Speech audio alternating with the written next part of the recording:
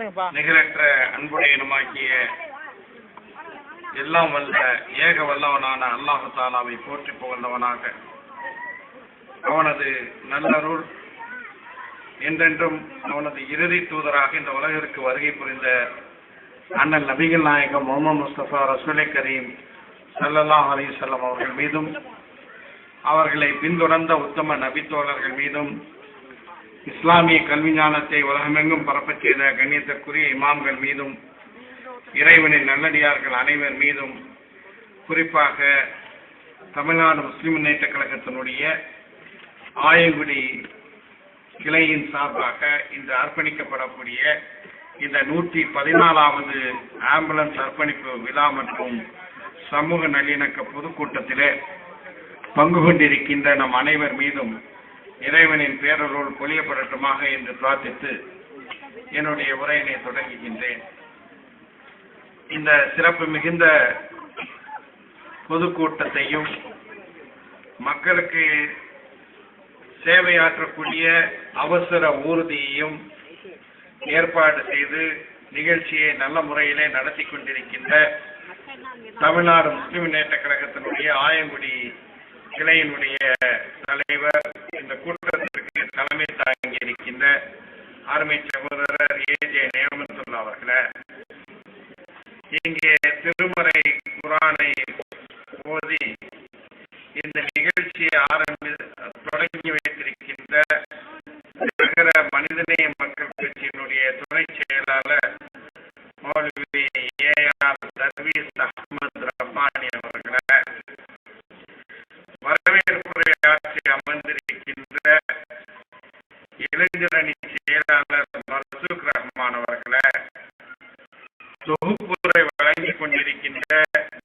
மௌலவி அல் ஹாஃபில் என் முகமது ஹாரிஸ் ஜமாலி அவர்களே, இந்த நிகழ்ச்சியில முன்னிலை வகித்துக் கொண்டிருக்கின்ற கடலூர் தெற்கு மாவட்டத்தினுடைய தமிழ்நாடு முஸ்லிம் முன்னேற்ற கழகத்தினுடைய தலைவர் மரியாதைக்குரிய சகோதரர் எம் முகமது அய்யூப் அவர்களே, தமிழ்நாடு முஸ்லிம் முன்னேற்ற கழகத்தினுடைய மாவட்ட செயலாளர் அருமை சகோதரர் எஸ்எம்ஜே முகமது அஸ்லம் அவர்களே, மனிதநேய மக்கள் கட்சியினுடைய மாவட்ட செயலாளர் அருமை சகோதரர் VM ஆசிக் நூர் அவர்களே, மாவட்ட பொருளாளர் அருமை சகோதரர் ஆர் சவுக்கத் அலி கான் அவர்களே, முன்னாள் மாவட்ட செயலாளர் அருமை சகோதரர் யாசர் அரபாத் அவர்களே, மாவட்ட துணை செயலாளர்கள் அருமை சகோதரர்கள் ஏ அப்துல் பாசித் அவர்களே,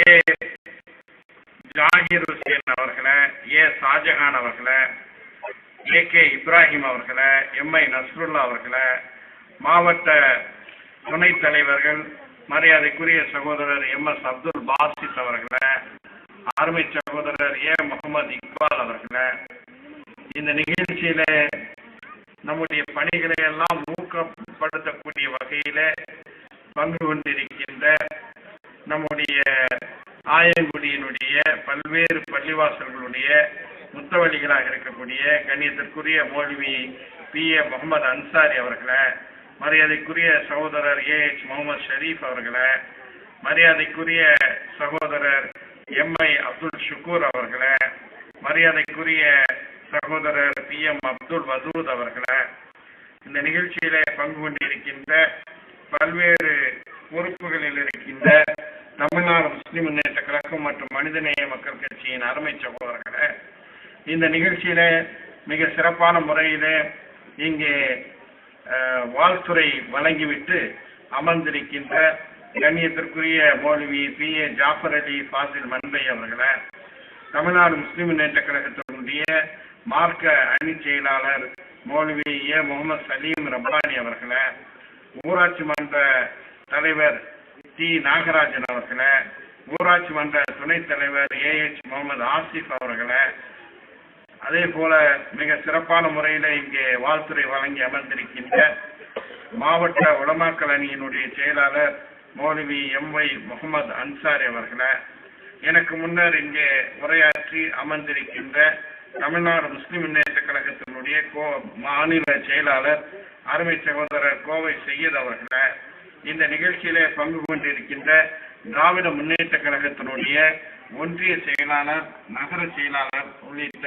நிர்வாகிகளே, பெரும் திரளாக இந்த நிகழ்ச்சியிலே பங்கு கொண்டிருக்கின்ற கண்ணியத்திற்குரிய தாய்மார்களே, பெரியவர்களே, அன்பிற்கினிய சகோதரர்களே, சகோதரிகளே, அஸ்ஸலாமு அலைக்கும் வரஹ்மத்துல்லாஹி வபரகாத்துஹு. உங்கள் அனைவர் மீதும் இறைவனின் சாந்தியும் சமாதானமும் பொழியப்படட்டுமாக. மிக சிறப்பு வாய்ந்த நம்முடைய ஆயங்குடியிலே 114வது ஆம்புலன்ஸ் அர்ப்பணிப்பு நிகழ்ச்சியும் சமூக நல்லிணக்க விழாவும் நடைபெற்றுக் கொண்டிருக்கின்றது. உண்மையிலேயே வரிசை கிரமமாக பார்க்கும்போது இந்த ஆம்புலன்ஸ் 114வது ஆம்புலன்ஸ் என்று அறிவிக்கப்பட்டாலும் கூட இது உண்மையிலேயே 115வது ஆம்புலன்ஸாக தமிழகத்தின் வீதிகளிலே தமிழ்நாடு முஸ்லிம் முன்னேற்ற கழகத்தினால் இயக்கப்பட்டு வரக்கூடிய ஒரு ஊர்தி என்ற சிறப்பை பெற்றிருக்கின்றது. அது மட்டுமல்லாமல் கடந்த ஒரு வார காலத்திற்குள்ளே இந்த வெள்ளிக்கிழமை, இதே போன்று ஒரு வெள்ளிக்கிழமை சென்ற வாரம் ராமநாதபுரம் மாவட்டம் தொண்டியில 111வது ஆம்புலன்ஸ் அர்ப்பணிப்பு நிகழ்ச்சி நடைபெற்றது. அதிலே நான் பங்கு கொண்டேன். அதற்கு அடுத்த தினம் தஞ்சை மாவட்டம் பட்டுக்கோட்டையில 112வது ஆம்புலன்ஸ் அர்ப்பணிப்பு நிகழ்ச்சி நடைபெற்றது. அதே நாளிலே நாகை வடக்கு மாவட்டம் சீர்காழியில தமிழ்நாடு முஸ்லிம் முன்னேற்ற கழகத்தினுடைய 113வது ஆம்புலன்ஸ் அர்ப்பணிப்பு நடைபெற்றது.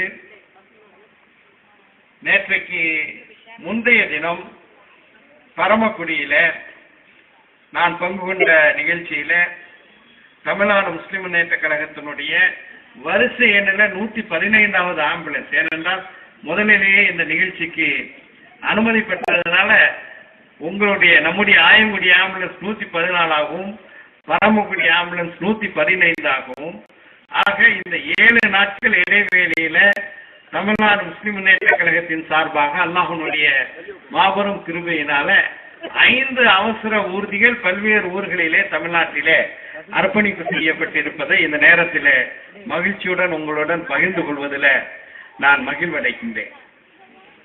ஆயங்குடி நம்முடைய கடலூர் மாவட்டத்தில் இருக்கக்கூடிய சிறப்பு மிகுந்த ஊர். இந்த ஊரிலே என்னுடைய மதிப்பு மிகுந்த பல அறிஞர் பெருமக்கள் வாழ்ந்து வருகிறார்கள். அது மட்டுமல்லாமல்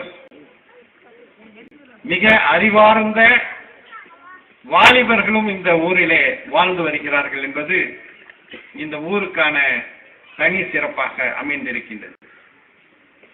25 ஆண்டு காலம் வாணியம்பாடி இஸ்லாமியா கல்லூரியிலே நான் பணியாற்றினேன்.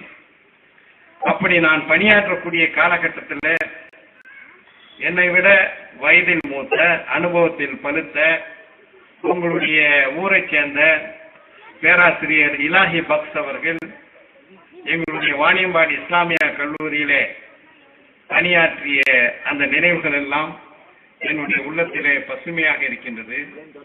அவரே இன்று இங்கு இருக்கக்கூடிய இளைஞர்களுக்கு அவருடைய வாழ்க்கையே கூட ஒரு எடுத்துக்காட்டாக இருக்கின்றது. காரணம், கெமிஸ்ட்ரி டிபார்ட்மெண்ட்ல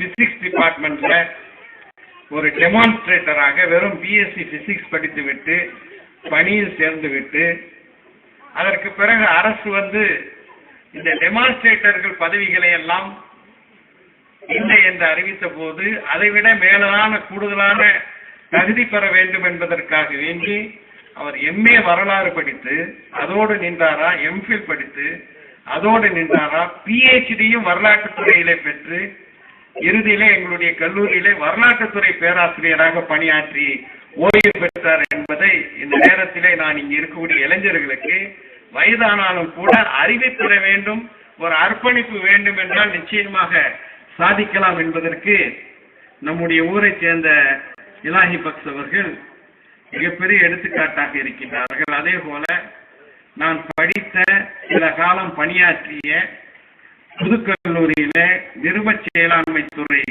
கார்ப்பரேட் செக்ரட்டரிஷிப் என்ற துறையிலே பணியாற்றிய பேராசிரியர் எஸ் ஜவஹர் அலி அவர்களும் உங்களுடைய ஊரை சேர்ந்தவர்கள் தான்.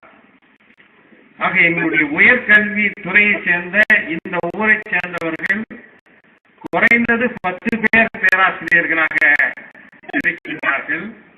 அது மட்டுமல்லாமல் 4 பேர் டாக்டர் பட்டம் பெற்றவர்கள் இந்த ஆயங்குடியை சேர்ந்தவர்கள். அது மட்டுமல்ல, இப்போது 3 பேர் PhD செய்து கொண்டிருக்கின்றார்கள். அதுல என்னுடைய அருமை இளவல் அருமை சகோதரர் டாக்டர் இர்ஷாத் அவர்களை இந்த நேரத்தில் நாம் கண்டிப்பாக சுட்டிக்காட்ட வேண்டும். முஸ்லிம் சமுதாயம் முயற்சி செய்தால், முஸ்லிம் சமுதாயத்தைச் சேர்ந்த இளைஞர்கள் தன்னார்வத்துடன் செயல்பட்டால் நிச்சயமாக இந்த நாட்டிற்கு எடுத்துக்காட்டக்கூடிய பல்வேறு சாதனைகளை செய்யலாம் என்பதற்கு ஆயங்குடி சிறப்பான எடுத்துக்காட்டாக இருக்கின்றது. அதுல என் அருமை தம்பி இர்ஷாத் அவர்களுடைய சாதனை விண்ணளவிலே உயரக்கூடிய அளவுக்கு மிகப்பெரிய சாதனையை தன்னுடைய அறிவியல் துறையில செய்து காட்டியிருக்கின்றார். உண்மையிலேயே அறிவியல் துறையினுடைய முன்னோடிகளாக ஒரு காலகட்டத்தில் இருந்தவர்கள் முஸ்லிம்கள் தான். அதனாலதான் நம்முடைய முதல் பிரதமர் பண்டிட் ஜவஹர்லால் நேரு அவர்கள் தன்னுடைய புத்தகத்திலே குறிப்பிடும் போது ஒரு இடத்திலே சொல்வார், when Europe was steeped in darkness, it was the Muslim Spain which shed the light of knowledge என்று குறிப்பிடுவார். ஐரோப்பா இருளிலே மூழ்கி இருந்த அந்த காலகட்டத்திலே, ஐரோப்பாவில் இருள் மண்டி கிடந்த அந்த காலகட்டத்திலே, இதுதான் சரியான மொழிபெயர்ப்பு. when Europe was steeped in darkness, முஸ்லிம்கள் ஆட்சி செய்து கொண்டிருந்த ஸ்பெயினில் இருந்துதான் அறிவின் வெளிச்சம் ஐரோப்பாவுக்கு பாய்ச்சப்பட்டது என்று ஜவஹர்லால் நேரு அவர்கள் குறிப்பிடுகின்றார்கள். என்றால் அறிவியலினுடைய பல்வேறு துறைகளில் மிகப்பெரிய சாதனைகளை செய்து ஒரு காலகட்டத்தில் அறிவியலினுடைய உச்சாணி கொம்பிலே வீற்றிருந்த சமுதாயம் தான் முஸ்லிம் சமுதாயம்.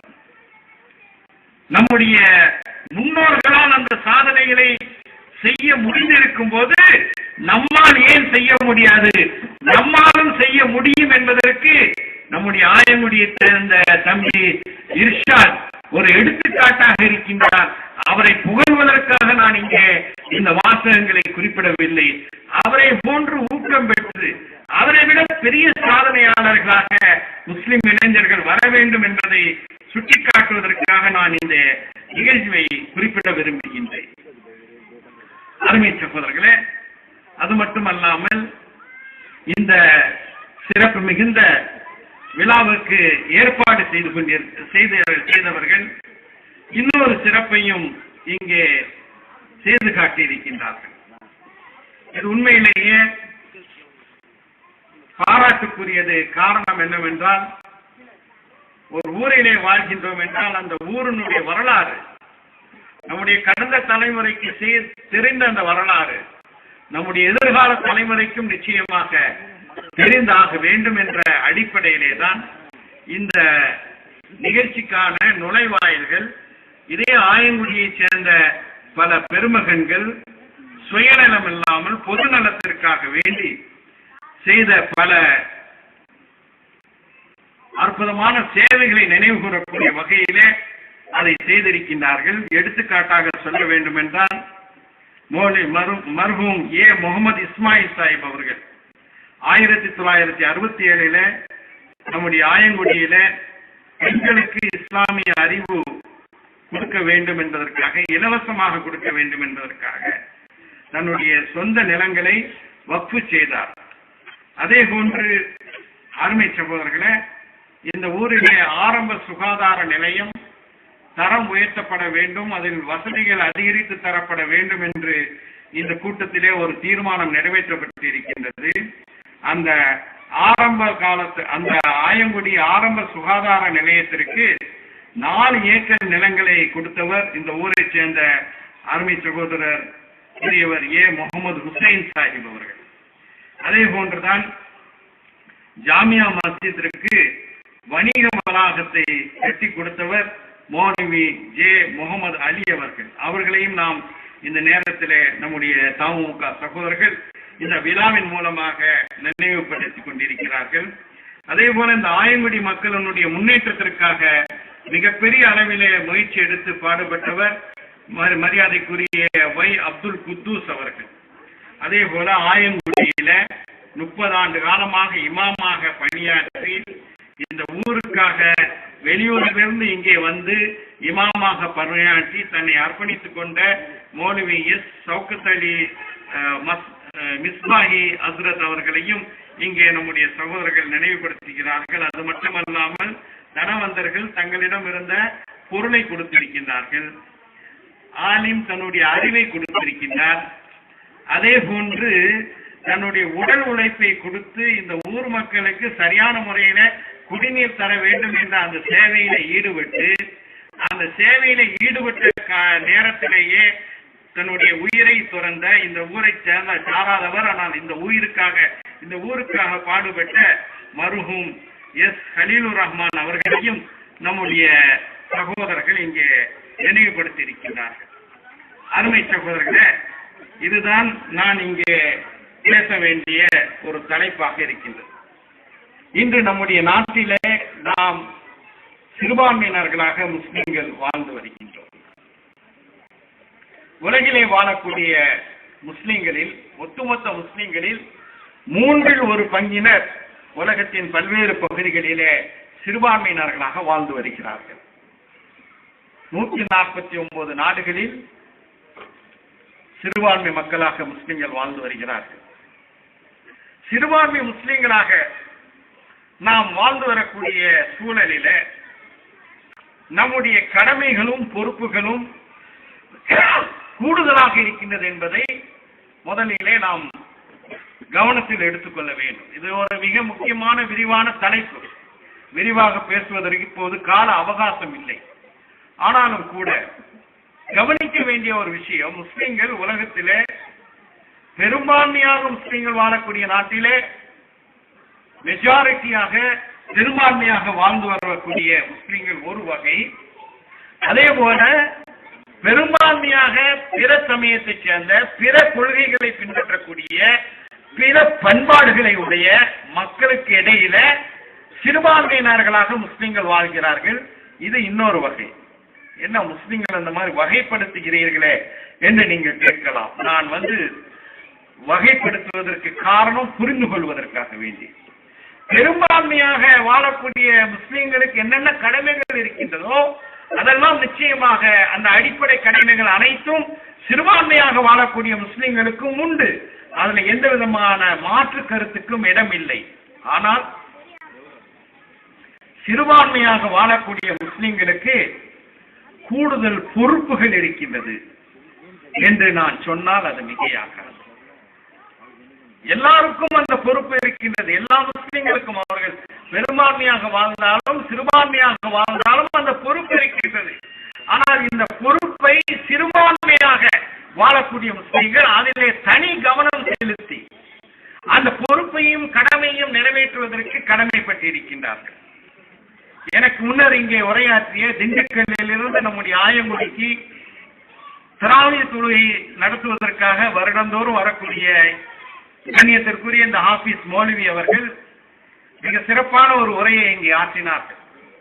அவர்கள் ஒரு திருக்குரான் வசனத்தை மேற்கோள் காட்டினார்கள். குந்தும் கைர உம்மத்தின் இல்ல கதாலிக்கு ஜஅல்னாக்கும் உம்மத்தன் வசத்தன் லிதகூனு ஷுஹதா அலன்னாஸ் வயகூன ரசூலு அலைக்கும் ஷஹீதா என்ற அந்த திருக்குரான் வசனத்தை அவர்கள் இங்கே நமக்கு முன்னர் எடுத்துரைத்து அதனுடைய விளக்க உரையாகவே அவருடைய அருமையான உரை அமைந்தது.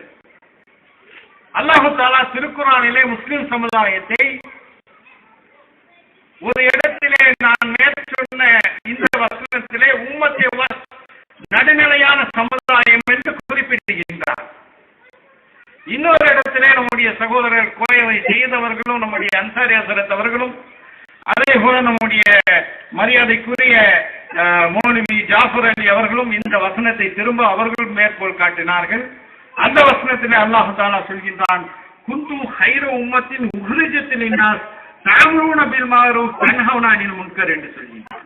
உங்களை ஒரு தலை சிறந்த சமுதாயமாக ஆக்கினோம், நீங்கள் நன்மையை ஏவ வேண்டும். மனித சமுதாயத்திலேயே தலை சிறந்த சமுதாயம் நீங்கள் தான்.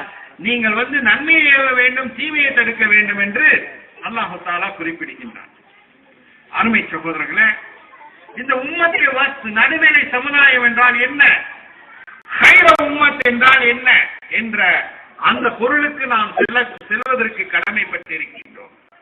தலைமை தாங்குவது என்றால் வெறுமனே பேரளவுக்கா, அந்தஸ்துக்கா, கௌரவத்துக்கா, நாங்கள் தான் சிறந்த சமுதாயம் என்று மாற்றட்டிக் கொள்வதற்கா என்றால் நிச்சயமாக இல்லை.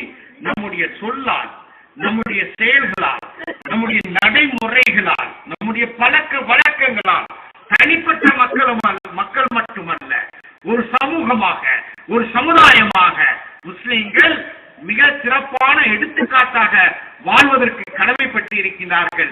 இந்த கடமையை பெரும்பான்மையாக முஸ்லிம்கள் வாழக்கூடிய நாடுகளை விட சிறுபான்மையாக முஸ்லிம்கள் வாழக்கூடிய இடங்களிலே இந்த கடமைகளிலே நிறைவேற்றுவதிலே நாம் கூடுதல் கவனம் செலுத்த வேண்டும். என் அன்பு சகோதரர்களே, முஸ்லிம்களுடைய கடமைகள் என்று பேசும்போது பொதுவாக முஸ்லிம்கள் ஆற்ற வேண்டிய கடமைகளை இரண்டாக பிரிக்கலாம். ஒன்று ஹுக்கூக்குல்லாஹ், இறைவனுக்கு செலுத்த வேண்டிய கடமை. இன்னொன்று ஹுக்கூக்குல் இபாத். ஹுக்கூக்குல் இபாத் என்றால் பிற மக்களுக்கு, நாம் அல்லாத பிற மக்களுக்கு செய்ய வேண்டிய கடமை. மூன்றாவது ஒரு கடமையும் இருக்கின்றது, அதுக்கு ஹுக்கூக்கு நஃப்ஸ் என்று சொல்வார்கள். ஹுக்கூக்கு நஃப்ஸ் என்றால் ஒரு மனிதன் தனக்குத்தானே செய்ய வேண்டிய கடமை. நல்ல முறையிலே உணவு உண்ண வேண்டும், நல்ல முறையிலே அவனுடைய உடலை பராமரிக்க வேண்டும், நல்ல முறையிலே அவன் ஓய்வு எடுக்க வேண்டும். இதெல்லாம் ஹுக்கூக்கு நஃப்ஸ். நாம் இப்போது ஹுக்கூக்குல் இபாத், அதை தான் நாம் கவனம் செலுத்த வேண்டும். இந்த ஹுக்கூக்குல் இபாத் என்றால் பிற மக்களுக்கு நாம் செய்யக்கூடிய கடமை.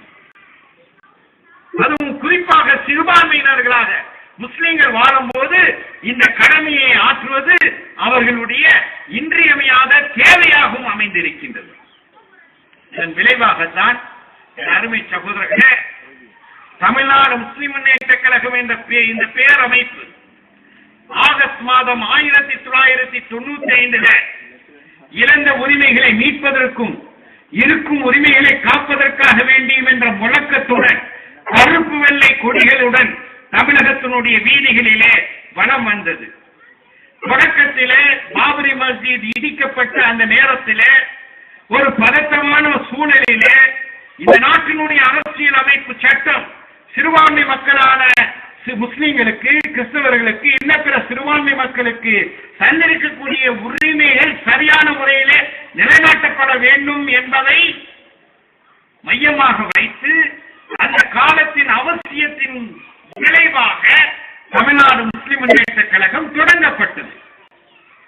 அப்படி தொடங்கப்பட்டு நாம் வீதிக்கு வந்து காவல்துறையினுடைய அடக்குமுறைகளை கண்டித்து, அரசாங்கத்தினுடைய பாரபட்ச நடவடிக்கைகளை எல்லாம் கண்டித்து பெருந்திரள் ஆர்ப்பாட்டங்களை, முற்றுகை போராட்டங்களை, இன்ன பிற போராட்ட வடிவங்களை அதோடு மட்டும் நிற்காமல் ஆட்சியாளர்களை, அதிகாரிகளை சந்தித்து கோரிக்கை மனுகள் வைப்பது இந்த நிலையிலே சென்று கொண்டிருந்த முதல் சில ஆண்டுகள் தான். அதற்கு பிறகு அருமை சகோதரர்களே, சரியாக சொல்ல வேண்டும் என்றால் 1998 தமிழ்நாடு முஸ்லிம் முன்னேற்ற கழகத்தினுடைய செயல்பாடுகள் ஒரு முழு பரிணாமம் அடைந்தது என்று நான் சொன்னால் அது மிகையாகாது. 2004 அது இன்னும் மேலும் செழுமையாகி விரிவாகி ஆயங்குடிக்கெல்லாம் அது பரவியது என்பதும் வரலாற்று உண்மை. என்ன எந்த அளவிலே அது தன்னை செழுமைப்படுத்திக் கொண்டது என்றால், நாம், நமது சமுதாயம், நமது மக்கள் இவர்களுக்காக வேண்டி மட்டும், நமக்காக வேண்டி மட்டும் போராடுவதும், வாழாடுவதும், தியாகம் செய்வதும் போதுமா என்ற ஒரு கேள்வி எழும்போது, அருமை சகோதரர்களே, தமிழ்நாடு முஸ்லிம் முன்னேற்ற கழகத்தினுடைய தலைமை நிர்வாக குழு முடிவெடுக்கின்றது, இல்லை, நாம் கைர உம்மத்தாக இருக்கின்றோம், உம்மத்தை வத்தாக இருக்கின்றோம், தலை சிறந்த சமுதாயமாக இருக்கின்றோம், நடுநிலையான சமுதாயமாக இருக்கின்றோம். அந்த அடிப்படையிலே முஸ்லிம்கள் என்ற அடிப்படையிலே ஒரு சிறுபான்மையினராக இந்த நாட்டிலே வாழும்போது நம்முடைய கடமைகளும் பொறுப்புகளும் இன்னும் விரிவாக இருக்கின்றது. அந்த கடமைகளை செய்யக்கூடிய பயிற்சியை, அர்ப்பணிப்பை, தியாகத்தை, ஈடுபாட்டை நம்முடைய தொண்டர்களுக்கு மத்தியிலே விதைக்க வேண்டும் என்று தமிழ்நாடு முஸ்லிம் முன்னேற்ற கழகத்தினுடைய தலைமை நிர்வாக குழு முடிவு செய்கின்றது. அதனுடைய விளைவாகத்தான் தொடக்கத்திலே முதலாக இரத்த தான சேவையை தமிழக மண்ணிலே தொடங்கிய, அதை வெகுஜனப்படுத்திய, குக்கிராமங்கள் முதல் அதை பெரும் நகரங்கள் வரை தீவிரப்படுத்திய ஒரு அமைப்பு தமிழ்நாடு முஸ்லிம் முன்னேற்ற கழகம். அந்த காலகட்டத்தில் ரத்தம் தேவை என்றால் இரத்த தானம் செய்ய வேண்டும் என்ற அந்த விழிப்புணர்வை ஏற்படுத்தியது மிக சிறிய அமைப்புகள் தான். லயன்ஸ் கிளப் சார்பில், ரோட்டரி கிளப் சார்பில் அதை செய்வார்கள். அதை தாண்டினீர்கள் என்றால் கல்லூரிகளிலே என்சிசி என்று சொல்லக்கூடிய தேசிய மாணவர் படை அல்லது என்எஸ்எஸ் என்று சொல்லக்கூடிய தேசிய மாணவர் சேவை பிரிவு இவ்வளவு இரத்த தானம் செய்வார்கள். இல்லை, இரத்த தானம் செய்வது நம்முடைய உடம்புக்கு நல்லது, தானங்களிலே சிறப்பான ஒரு தானமாக இரத்த தானம் இருக்கின்றது. பிற மக்களுக்கு இந்த இரத்தங்களை தானம் செய்து மகிழ்ச்சி அடைவோம் என்று சொல்லி கிராமங்களிலிருந்து பெரும் நகரங்கள் வரை முகாம்களை அமைத்து இரத்த தானத்தை பற்றிய ஒரு பெரிய விழிப்புணர்வை ஏற்படுத்தி அந்த இரத்த தான சேவையிலே இன்றைக்கு வரைக்கும் தமிழகத்திலே முதன்மையாக இருக்கக்கூடிய அமைப்பு தமிழ்நாடு முஸ்லிம் முன்னேற்ற கழகமாக தான் அமைந்திருக்கின்றது. நாம் இரத்த தானத்தை, அந்த சேவையை தொடங்கிய போது அரசியல் கட்சிகளின் சார்பாக யாரும் இரத்த தான முகாம்களை நடத்துவதில்லை. நாம் இரத்த தான சேவைகளை நடத்திய போது, தொடங்கிய போது நடிகர்களுடைய ரசிகர் மன்றங்கள் இரத்த தான சேவைகளில் ஈடுபட்டதில்லை. ஆனால் இன்று நாம் அவர்களை பாராட்டுகின்றோம். இந்த அரசியல் கட்சிகளினுடைய தலைவர்களுடைய பிறந்த நாட்களிலே திரைப்பட நடிகர்களுடைய ரசிகர் மன்றம் தங்களுடைய தங்களுடைய தங்களுடைய அந்த நடிகருடைய கதாநாயகனுடைய பிறந்த நாளிலே எல்லாம் இரத்த தானம் செய்யக்கூடிய அளவுக்கு இன்றைக்கு வளர்ந்திருக்கின்றது என்பதில் நிச்சயமாக நாம் மகிழ்ச்சி கொள்கின்றோம். இது வளர வேண்டும். இது போன்ற ஒரு நிலையை ஏற்படுத்தியது தமிழ்நாடு முஸ்லிம் முன்னேற்ற கழகம் என்பது நாம் அனைவருக்கும் தெரியும். ஏன் இதை செய்கின்றோம்? அதுதான் மிக முக்கியமானது. இந்த இரத்த தானத்தை பற்றி இங்கே மிக அற்புதமாக எனக்கு முன்னர் உரையாற்றிய அருமை மௌலவி பி ஏ ஜாஃபர் அலி அவர்கள் இதே ஆயங்குடியைச் சேர்ந்த நம்முடைய சகோதரர்கள் இரத்த தானத்தை செய்து அதனால் பலன் பெற்ற பக்கத்தூரை சேர்ந்த பாண்டியனுடைய வரலாற்றை மிக உருக்கமாக இங்கே பேசினார்கள். எதற்காக இதை செய்கின்றோம் என்பதுதான் மிக முக்கியமானது. இரத்த தானத்திற்காக வேண்டி கவர்னரிடமும் முதலமைச்சரிடமும் இன்னும் பிற அதிகாரிகளிடமும் ஏராளமான சான்றிதழ்களை பரிசுகளை எல்லாம் நாம் பெற்றிருக்கின்றோம். அதெல்லாம் ஒரு பக்கம் இருக்க, நாளை மறுமையில அல்லாஹ்விடம் வெற்றியாளர்களாக நிற்க வேண்டும் என்பதுதான் இந்த சேவைகளினுடைய, இந்த ஹுக்கூக்குல் இபாத் என்று சொல்லப்படக்கூடிய பிற மக்களுக்கு, பிற மனிதர்களுக்கு முஸ்லிம்கள் செய்யக்கூடிய சேவையினுடைய பின்னணியாக இருக்கின்றது. ஒரு முறை அண்ணலம் பெருமானார் ஸல்லல்லாஹு அலைஹி வஸல்லம் அவர்களுடன் அருமை தோழர் சஹாபி அபூதர் ரலியல்லாஹு தஆலா அன்ஹு அவர்கள் ஒரு உரையாடலை நிகழ்த்துகிறார்கள். இந்த உரையாடல் வைஹக்கி என்ற நபிமொழி தொகுப்பிலும் தப்ரானி என்ற இன்னொரு நபிமொழி தொகுப்பிலும் இந்த உரையாடல் இடம்பெற்று இருக்கின்றது. அதை நான் இங்கே சுட்டிக்காட்டுவது கடமையாக இருக்கின்றது. சிறுபான்மையினர்களாக வாழக்கூடிய முஸ்லிம்கள் இந்த கடமைகளையும் செய்ய வேண்டும் என்பதை இந்த உரையாடல் மூலமாகவும் நாம் புரிந்து கொள்ள முடியும். அபூதர் ரலியல்லாஹு தஆலா அவர்கள் கண்மணி நாயகம் ஸல்லல்லாஹு அலைஹி வஸல்லம் அவர்களிடம் கேட்கின்றார்கள், நரகிலிருந்து மனிதனை காப்பாற்றும் செயல் எது ரசூலுல்லாஹ் என்று கேள்வி கேட்கின்றார்கள். பெருமானார் ஸல்லல்லாஹு அலைஹி வஸல்லம் அவர்கள் பதில் சொல்கின்றார்கள், நரகிலிருந்து மனிதனை இறை நம்பிக்கை ஈமான் காப்பாற்றும் என்று பதில் சொல்கிறார்கள்.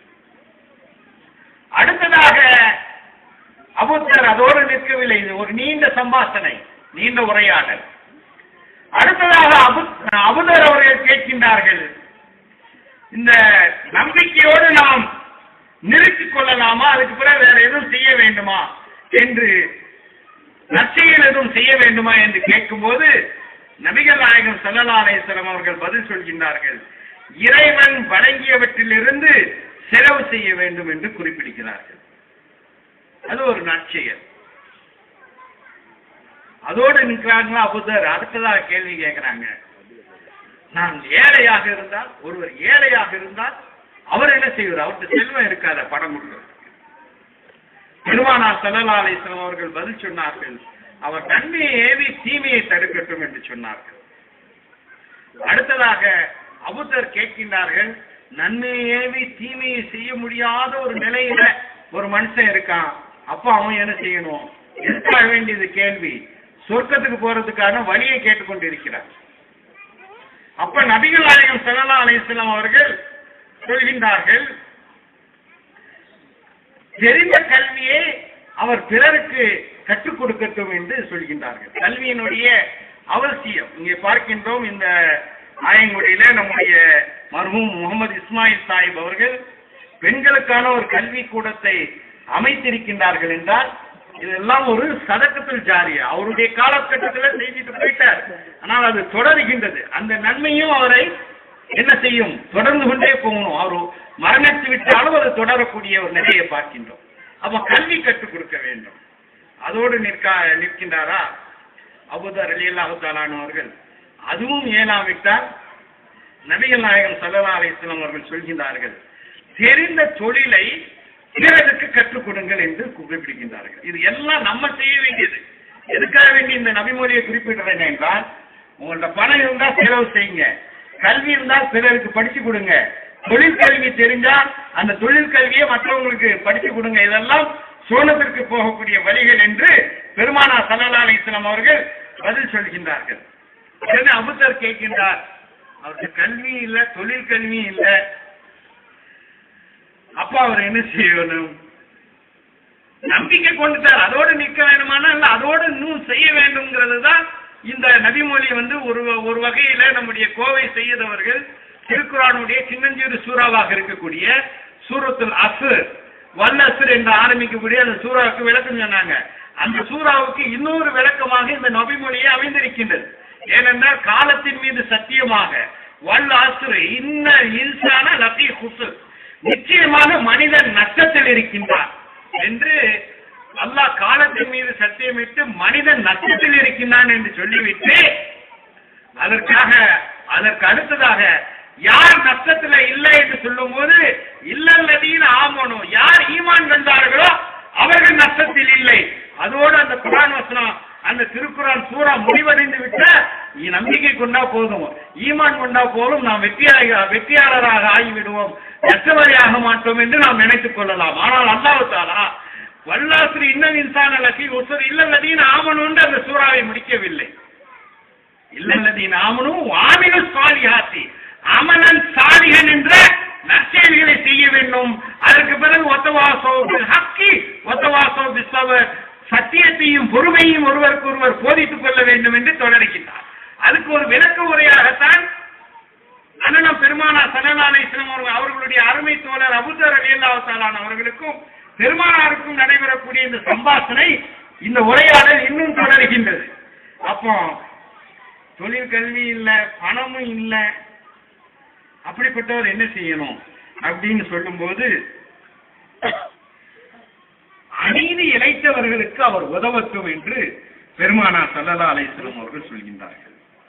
அதையும் தமிழ்நாடு முஸ்லிம் முன்னேற்ற கழகம் செய்து வரக்கூடிய பணியாக இருக்கின்றது என்பதை நாம் நன்கு அறிந்து வருவோம். அநீதி இழைக்கப்பட்ட மக்களுக்கு அவர்கள் எப்படிப்பட்டவர்களாக எந்த மதத்தை சார்ந்தவர்களாக இருந்தாலும் கூட குரல் கொடுக்கக்கூடிய அமைப்பு தமிழ்நாடு முஸ்லிம் முன்னேற்ற கழகம்.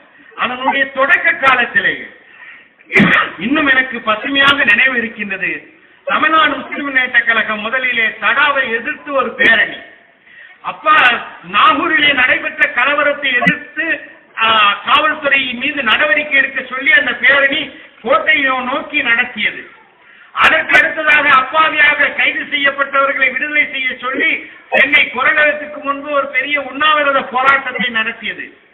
அந்த நேரத்தில் சென்னைக்கு பக்கத்தில் இருக்கக்கூடிய தாம்பரத்திலிருந்து ஒரு குழுவினர் நம்முடைய அலுவலகத்துக்கு வருகிறார்கள். வந்து முறையிடுகிறார்கள். என்ன சொல்றாங்கன்னா, நாங்க தாமரத்துக்கு பக்கத்துல குண்டுமேடு என்ற பகுதியில நாங்கள் காலங்காலமாக வசித்து வருகின்றோம், எங்களை வலுக்கட்டாயமாக வெளியேற்றுவதற்கு திட்டம் போட்டிருக்கிறார்கள், அதுக்கான வெளியேற்றி விட்டார்கள், எந்த விதமான நோட்டீஸும் கொடுக்காம வெளியேற்றி விட்டார்கள், நீங்கள் நியாயம் கேட்க வேண்டும் என்று வந்தவர்கள் முஸ்லிம்கள் அல்ல.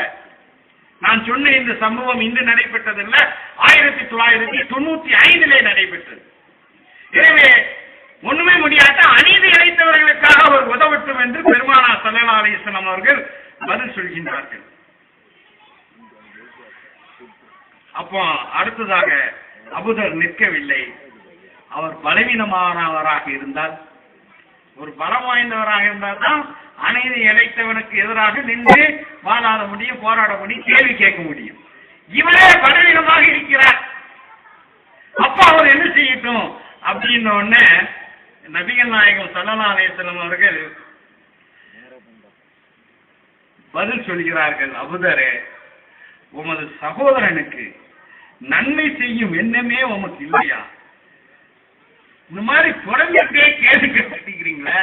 உங்க சகோதரருக்கு நன்மை செய்யும் எண்ணமே உமக்கு இல்லையா என்று சொல்லிவிட்டு பெருமானார் ஸல்லல்லாஹு அலைஹி வஸல்லம் அவர்கள் பதில் சொல்கிறார்கள், பிறருக்கு தீங்கிழைக்காதே, அது நீயே உனக்கு செய்யும் நன்மையாகும் என்று நபிகள் நாயகம் ஸல்லல்லாஹு அலைஹி வஸல்லம் அவர்கள் குறிப்பிடுகிறார்கள்.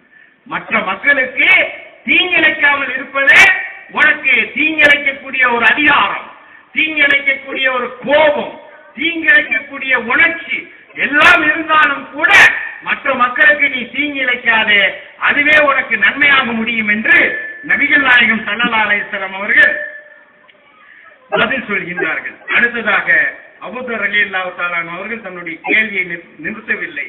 அடுத்ததாக அவர்கள் கேட்கின்றார்கள், இவற்றையெல்லாம் செய்தால் சொர்க்கத்தில் நுழையலாமா என்று பெருமானார் ஸல்லல்லாஹு அலைஹி வஸல்லம் அவர்களிடம் இறுதியாக கேள்வியை கேட்கின்றார்கள். பெருமானார் ஸல்லல்லாஹு அலைஹி வஸல்லம் அவர்கள் சொல்கின்றார்கள், இவற்றில் ஒன்றை தொடர்ந்து செய்தால், நான் சொன்ன பல்வேறு விஷயங்களை நம்பிக்கை கொண்டு செலவு செய்வது, கல்விக்கு உதவுவது, தொழில் கல்வியை கற்றுக் கொடுப்பது, நன்மையை ஏவி தீமையை தடுப்பது, அநீதியம் இழைத்தவர்களுக்கு குரல் கொடுப்பது, அதே போன்று பிறருக்கு தீங்கிழைக்காமல் இருக்கிறது, இதை ஒருவர் தொடர்ந்து செய்தால் பெருமானார் ஸல்லல்லாஹு அலைஹி வஸல்லம் அவர்கள் குறிப்பிடுகின்றார்கள், அப்படி செய்யக்கூடியவரை அந்த நன்மையான செயல் அவரை கையை பிடித்துக் கொண்டு சொர்க்கத்துக்குள்ள நுழைத்துவிடும் என்று நபிகள் நாயகம் ஸல்லல்லாஹு அலைஹி வஸல்லம் அவர்கள் குறிப்பிடுகின்றார்கள். அருமை சகோதரர்களே, இதைதான் தமிழ்நாடு முஸ்லிம் முன்னேற்ற கழகம் செய்து கொண்டு வருகின்றது. எனக்கு முன்னர் உரையாற்றிய ஒரு ஆலிம் பெருமகன் ஒரு நபிமொழியை உங்களுக்கு முன்னால் சொல்லி காட்டினார்.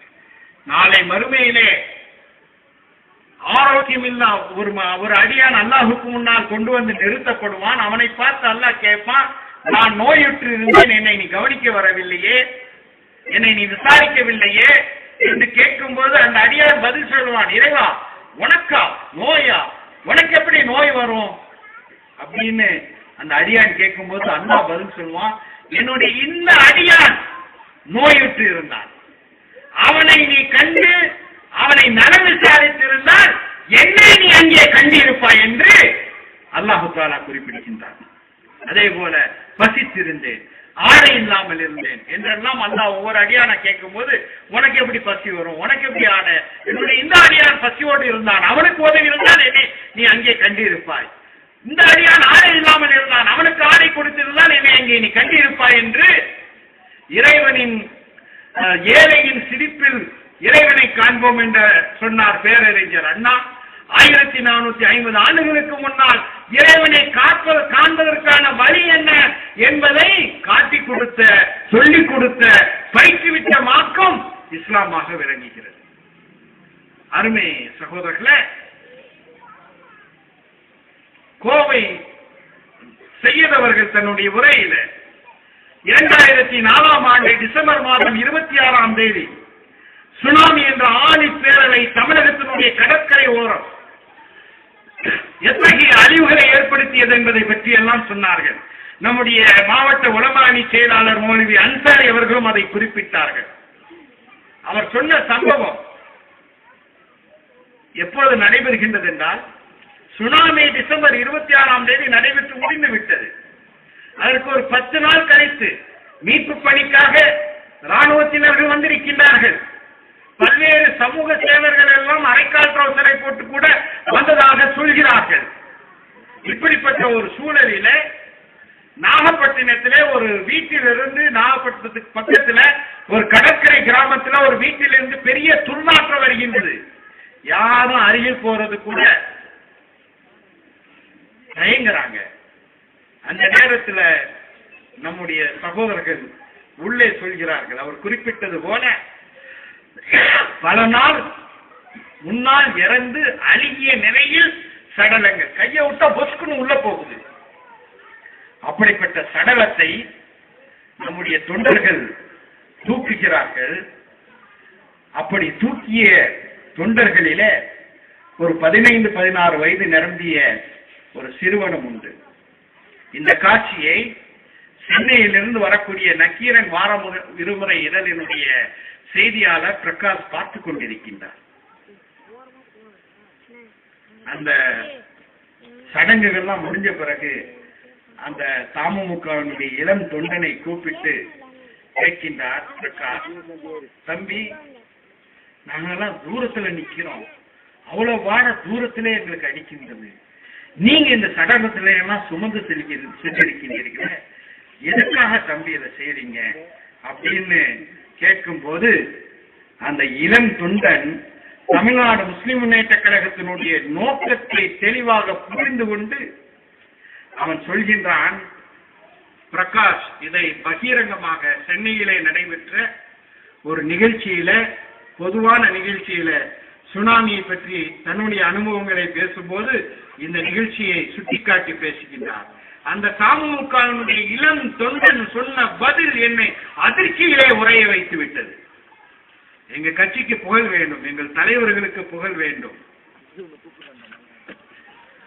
எங்களை எல்லாரும் பெரிய சமூக சேவகர்கள் என்று பேச வேண்டும், அதனால இதை செய்யறோம் அப்படின்னா அந்த தமுமுகவுடைய இளந்தொண்டன் பதில் சொன்னான், இல்லை. அவன் சொன்னான் பிரகாஷிடம், சார், அல்லாஹுக்காக இதை செய்கின்றோம், அல்லாஹ்வுடைய திருப்திக்காக இதை செய்கின்றோம் என்று அந்த தமுமுகவினுடைய இளம் தொண்டன் சொன்ன பதில் பிரகாஷை அதிர்ச்சியிலே உரைய வைத்து, அதன் காரணமாகத்தான் பல இடங்களிலே இந்த சம்பவங்களை அவர் பேசுகிறார். இன்னைக்கும் நக்கீரன்ல சிறப்பு செய்தியாளராக இருக்கின்றார். அவரிடம் நீங்கள் நேரடியாகவே இதை கேட்டு தெரிந்து கொள்ளலாம். அருமை சகோதரர்களே, காலம் கடந்து கொண்டு செல்கின்றது. பெருமானார் ஸல்லல்லாஹு அலைஹி வஸல்லம் அவர்கள் சொன்ன ஒரு நபிமொழியை நான் இங்கே சுட்டிக்காட்ட விரும்புகின்றேன்.